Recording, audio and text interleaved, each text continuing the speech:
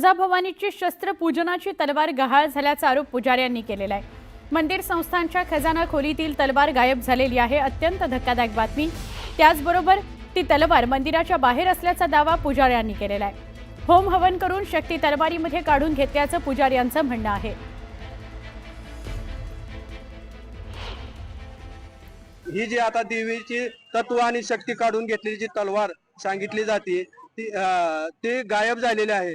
मंदिर संस्थांना आम्ही अर्ज देऊन विचारले की ती तलवार कुठे आहे, तर मंदिर संस्थान सांगायला तयार नाही। परंतु आमच्या असं लक्षात आलेलं आहे की ती तलवार बाहेर मंदिराच्या बाहेर कुठेतरी ठेवण्यात आलेली आहे। तर ती तलवार तात्काळ मंदिर संस्थांना आणून देवीच्या जवळ ठेवावी, जेणेकरून भाविक भक्तांना देवीचं दर्शन करत असताना त्या तलवारीचं सुद्धा दर्शन व्हावं। आमचे प्रतिनिधी बालाजी निरफळ यांच्याशी बोलूया। बालाजी, सगळा काय प्रकार आहे? धक्कादायक आहे। सुवर्ण ऐकून जर बघितलं तर याला मंदिर विकास कामं जी सुरू आहेत त्याची पार्श्वभूमी आहे।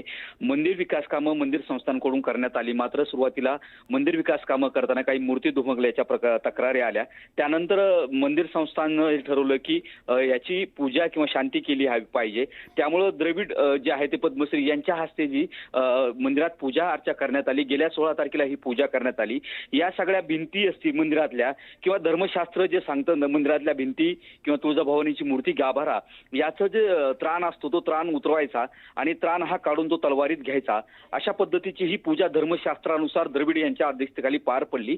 याच्यामध्ये हे तलवारीत हे सगळे त्राण उतरवले गेले, त्याचीच पूजा केली जाते, जेणेकरून हे जे कार्य मंदिर संस्थांनं हाती घेतलेलं आहे मंदिर विकास आराखड्याचं ते पूर्ण व्हावं, त्यामुळे ही पूजा केली गेली। मात्र ह्या ज्या तलवारीत त्राण उतरवला गेला, ही तलवार जी आहे ती तलवार मंदिर संस्थांच्या किंवा परिसरात दिसत नाही। तलवार गायब झाल्याचा आक्षेप जे आहे ती पुजारी मंडळाने घेतलेला आहे। पुजारी मंडळाचे अध्यक्ष अमरराजे कदम यांनी या संदर्भात गेल्या 16 तारखेच्या नंतर मंदिर संस्थांना पत्र दिलं होतं की ही तलवार कुठे आहे, नेमकी जी पूजा केली जाते ज्या महंताकडे ही तलवार आहे त्या महंतानं तलवार नेमकी नेली कुठं, ठेवली कुठं, असा प्रश्न या निमित्तानं विचारला गेला। मात्र मंदिर संस्था हे जे आहे ते याच्यावरती बोलायला तयार नाही। आपणही सुवर्ण याबाबत मंदिर संस्थांना विचारलेलं आहे की तुमची नेमकी भूमिका काय आहे, तलवार कुठं आहे, तुम्ही माध्यमांना सांगा किंवा समोर येऊन स्पष्ट करा की तलवार गेली कुठे।